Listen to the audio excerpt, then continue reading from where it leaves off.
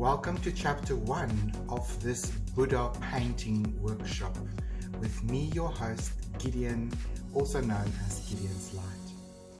Following this introduction, I'm going to demonstrate to you how I created this beautiful background for my Buddha that I'm going to be painting.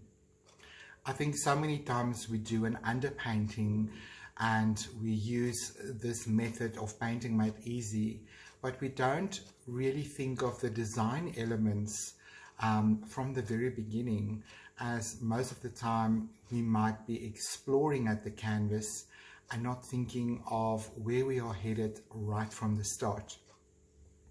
So my little tip that I would like to give you is to plan your color palette from the very beginning, because this way every subsequent layer contributes towards the final painting, which will help with creating something more beautiful, interesting and exciting and attractive to look at. Then if you just randomly use colors and randomly write things on your canvas and just to break it in, and then halfway through your painting only then to decide on your color palette, can sometimes then create an underpainting effect that is contrasting to the point where it becomes muddy. So if we use a color palette from the beginning and we say, okay, these are going to be the colors that I'm going to be playing with, maybe lighter, maybe darker, but I'm not going to suddenly introduce a completely different color that will not work in the painting, is a good idea. So I'm just going to bring this a little bit closer still so that you guys can have a good look at it. Another success aspect of this underpainting that I would like to draw your attention to is the creative mark making process that I've used here. So I didn't just slap on color and throw paint at the canvas, which is all perfectly good. I've put a little bit more thought and process into this, and I've used a full bit brush, which is flat, but also when you turn it to the side gives you a little bit of a thinner line. So if you look at some of these lines, you can see I was able to draw very fine lines, and then as I twist the brush to the flat side, it becomes thicker as I come down. So repetition is one of the design elements that I've used in this underpainting. By repeating a vertical kind of line making process, it contributes to the overall harmony and design that you see in front of you. And then I've played with different tones of a similar color. So I like the turquoises, blues and greens. That's analogous, so they sit next to each other on the color chart. And then the orange would be an opposite color. So also various aspects of that. So my two main colors that I've used here is turquoise and magenta, and then various levels of that. So it's either darker, like over here, so it's a very deep teal, for example, and then various lighter shades of that.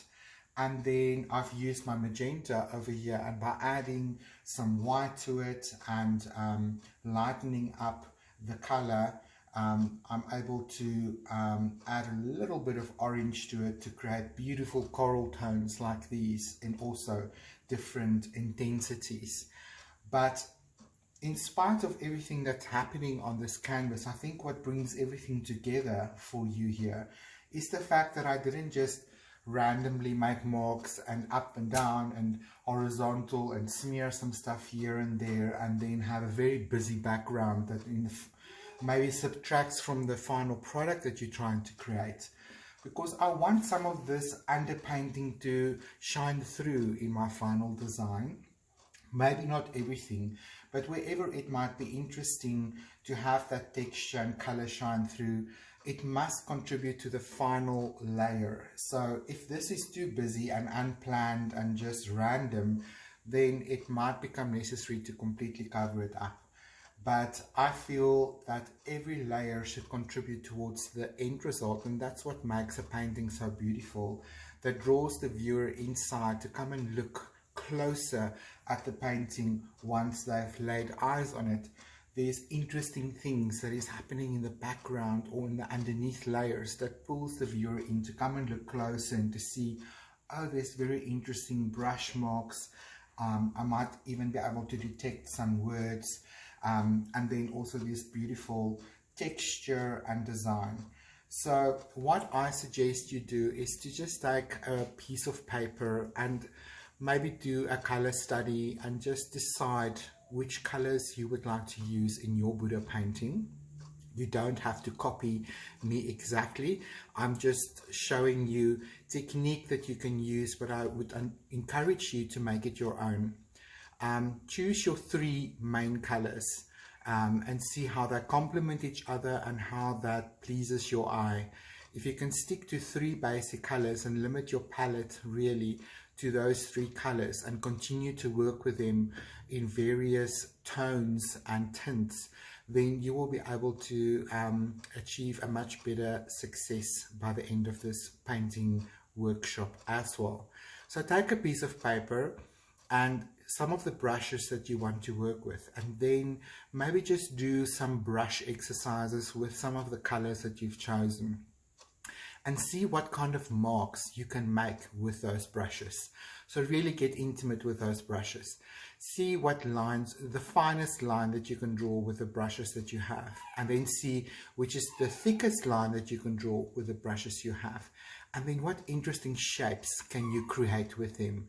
And once you've explored that, bring some of that to the canvas, and then use the design principle of repetition, like I did here, to repeat those marks all the way over your canvas to create that harmony, because it is more pleasing to the eye if something is repeated over and over and over than one line and then one blot and then one something else.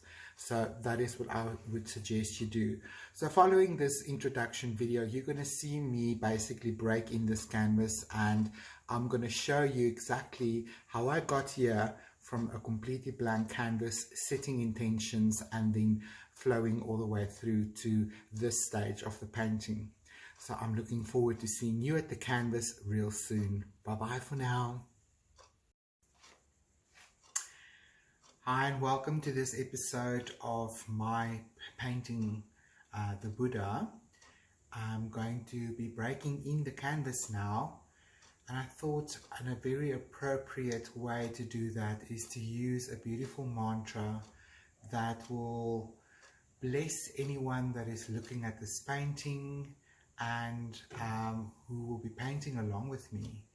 So I'm using the mantra Lokah, Samastah, Sukhino, Bhavantu. And it literally means, when you translate it, may all beings in the world find peace. So the word Lokah literally means the world. The word Samastah means all, or all of sameness. And then Sukhino means peace. And Bhavantu is a statement of let it be so. So this is my canvas that I'm going to be doing the Buddha painting on, and all of the details will be in the description of this course. All the course requirements that you need materials for will be listed there. So I'm going to begin by playing with a round brush, and I have diluted a Prussian blue with some water to improve its fluidity. And with this fluid paint, I'm going to write these beautiful words on this canvas to seal it into the very first layer of the painting, and that is also setting then the vibrational intention for this painting. So here we go.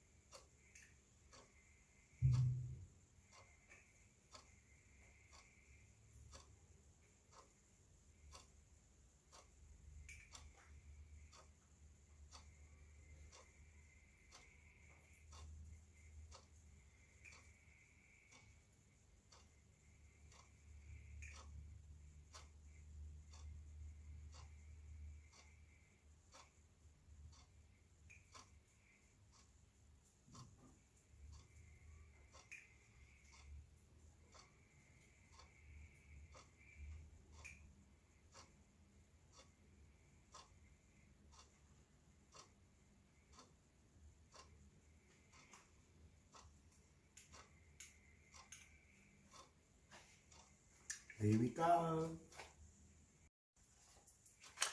So now that my mantra is on my canvas, I'm just going to play with those words in different colors and begin to break in this canvas and create texture and interest in this very first layer of the painting. So now I've used the leftover Prussian blue that I've used to write these beautiful words, and I've added some dark Cezine purple and a little bit of lavender and more water so that I can continue to repeat these beautiful words on my canvas. So here we go.